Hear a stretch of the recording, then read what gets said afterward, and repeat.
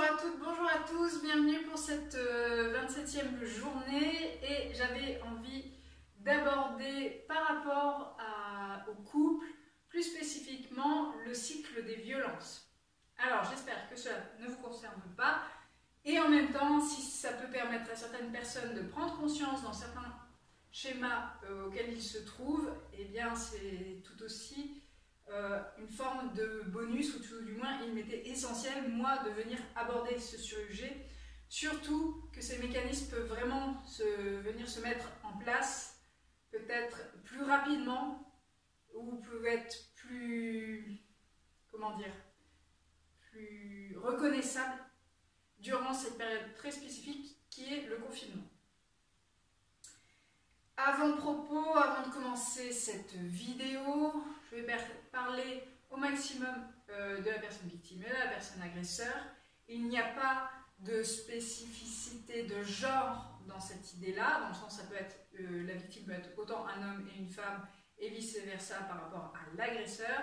Par contre, il faut bien se rendre à l'évidence qu'à l'heure actuelle, les violences sont statistiquement beaucoup plus forte pour les femmes, à tel point que les violences conjugales sont reliées à un plus grand ensemble qui s'appelle les violences sexistes, c'est-à-dire comment sociétalement, depuis des siècles, a été construit une forme de domination vis-à-vis d'un genre, j'ai nommé les femmes. Ça c'est la première chose.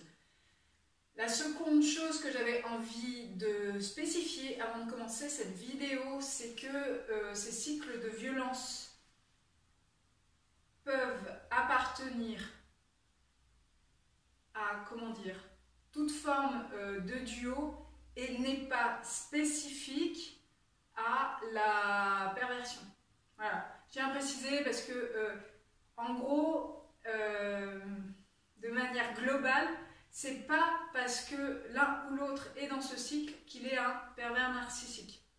Loin de là. Par contre, un pervers narcissique peut être effectivement, et même évidemment, dans cette boucle.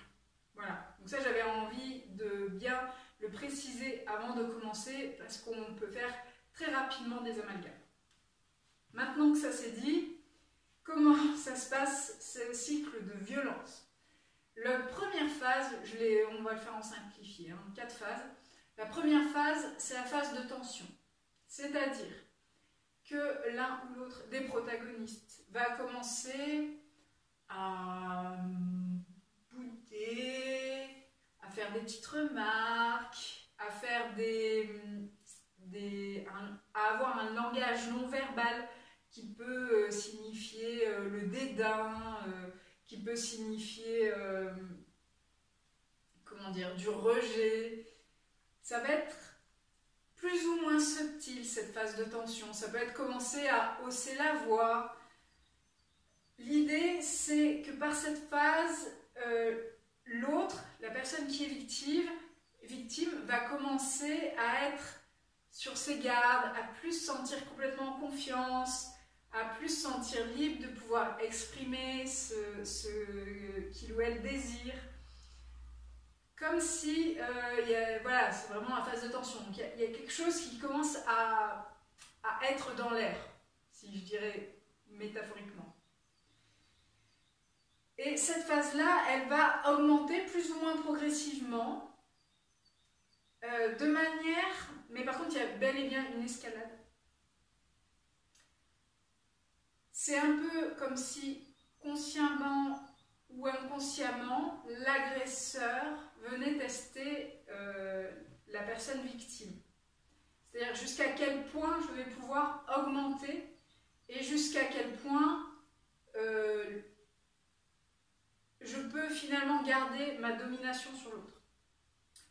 Et le point culminant, ça va être notre deuxième phase, qui est le moment de la crise. Donc là, il va y avoir une forme de violence qui va être soit verbale, des insultes, soit psychologique, soit sexuelle, soit physique, soit un melting pot, un shaker, de tout ça en même temps. enfin, ou un ingrédient plus l'autre, enfin des cocktails assez sympathiques, ceci est ironique bien sûr. Et là, pour la personne qui est victime, c'est un peu le stop, quoi. Là, il y a un truc qui va plus. Ça tombe bien, puisque la troisième phase, c'est le moment de la rédemption de la personne qui est l'agresseur. C'est-à-dire, mince, j'aurais pas dû. Alors ça, c'est dans le cas des excuses. Je vais changer. Donc, les promesses. Je suis allée jusque-là et j'ai pu réaliser que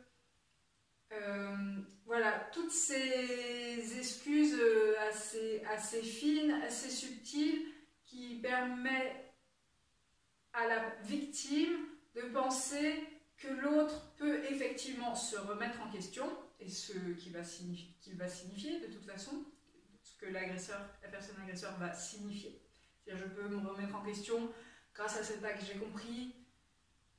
Voilà, et chez la victime, à petit à petit revenir dans une phase de sécurité et de confiance. Ça, c'est une forme. L'autre forme qui peut exister, c'est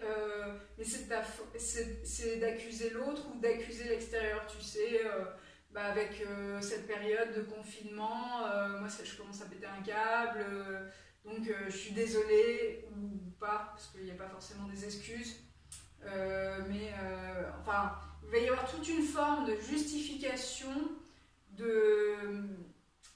d'arguments plausibles pour la personne victime, de manière à ce que là, en fait, la tension finisse par redescendre. Qu'est-ce que j'avais envie d'ajouter par rapport à cette période? Je ne sais plus. Et ça tombe bien, puisqu'une fois que ça va être posé, vlum, on va passer la quatrième phase, la lune de miel. C'est-à-dire que ça va être d'un coup super, quoi. La personne qui est victime se remémore pourquoi elle s'est mise avec cette personne, pourquoi en fait elle a l'air tant géniale, et que oui, ça arrive, les couples, ça a des hauts et des bas. Mais là vraiment, voilà, il va y avoir une idée à nouveau, le couple va être soudé, va se serrer les coudes, va profiter de la vie. Enfin, vraiment, ça s'appelle la lune de miel et ça porte vraiment bien son nom. C'est-à-dire que d'un coup, la personne qui est victime est à nouveau un prince, une princesse, et l'autre lui ouvre à nouveau les bras et vient reprouver sa valeur et qu'il est digne de confiance, etc., etc. Voilà, sauf que ça s'appelle un cycle des violences. Donc, qu'est-ce qui va se passer après? Subtilement, on va revenir en phase de tension. Petite escalade, jusqu'à pouvoir remonter au climax, à la crise, brum, repasser dans les formes de justification, de négociation, revenir à une belle ligne des miels et des tensions, et la crise, et la négociation, et la lune de miel, et nanani, et nanana, nanana. Voilà. Identifier, observer, les couples ont aussi ce qu'on appelle une boucle relationnelle, c'est-à-dire des mêmes schémas de conflits qui remettent en boucle. Alors je ne dis pas que ça fait partie forcément de ça, mais sur un autre point moins grave, j'ai envie de dire, peut-être vous rendre compte simplement de certains schémas qui peuvent être récurrents. Ça c'est pour la partie plus sympa. Voilà, c'était très agréable de faire cette petite vidéo. J'espère en tout cas que ça pourra être signifiant ou même simplement vous apporter une idée de culture générale, puisque c'est des cycles qu'on peut retrouver bien sûr dans d'autres domaines.